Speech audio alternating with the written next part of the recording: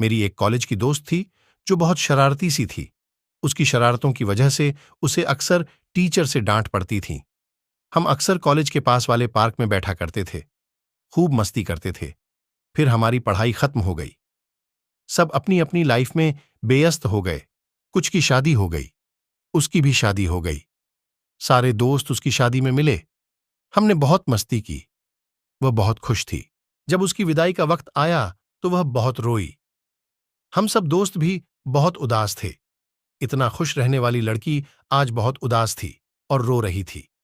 तब मुझे एहसास हुआ कि लड़की कितना भी शरारती हो, मजबूत दिल की हो, लेकिन ये वक्त उसके लिए बहुत कठिन होता है। उसकी विदाई हो गई। हम भी बहुत उदास मन से अपने अपने घर आ गए। दिन गुजरते रहे, मेरी भी शादी हो गई। मुझे जब भी टाइम मिलता मैं उसी पार्क में जाकर कुछ देर बैठा करता था। कभी कभी कोई दोस्त मिल जाता था तो हम पुराने दिनों को याद करते थे। रोज की तरह आज जब मैं पार्क गया तो मैंने देखा कि वह पार्क में बैठी थी। मैं भागकर उसके पास गया और पीछे से जरा जोर से हेलो कहा, लेकिन वह थोड़ा सा भी नहीं चौंकी। मुझे थोड़ा अजीब सा लगा, लेकिन फिर हम लोग बातें करने लगे। कॉलेज के दिनों की बातें करने लगे। फिर मुझे एहसास हुआ कि मैं ही सिर्फ बोल रहा था, वह तो सिर्फ हूं हां में जवाब दे रही थी।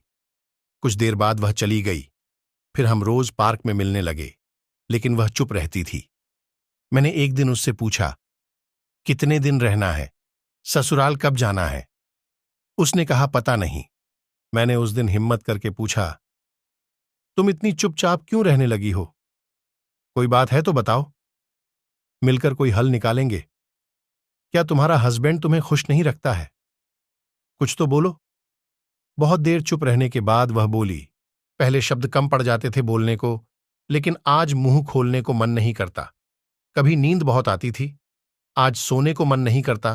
कभी छोटी सी बात पर आंसू बह जाते थे, आज रोने तक का मन नहीं करता।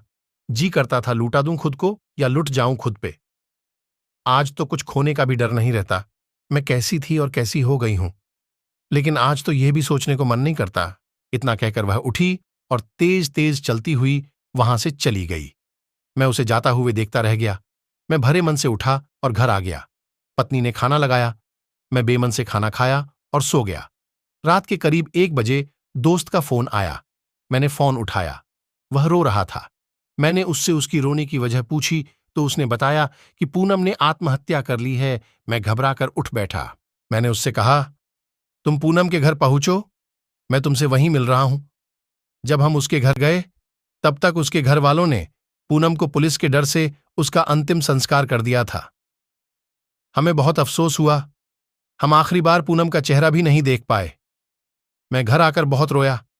काश कि मैं वक्त पर अपने दिल की बात पूनम से कह दिया होता तो शायद पूनम आज जिंदा होती।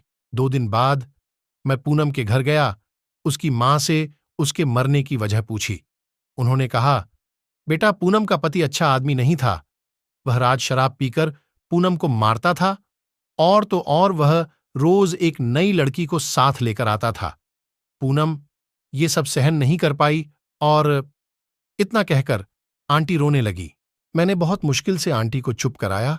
थोड़ी देर आंटी के पास बैठकर मैं घर आ गया। मैं अक्सर ये सोचता हूं, काश पूनम ने मुझसे कुछ बताया होता तो शायद कोई हल निकाल लेते।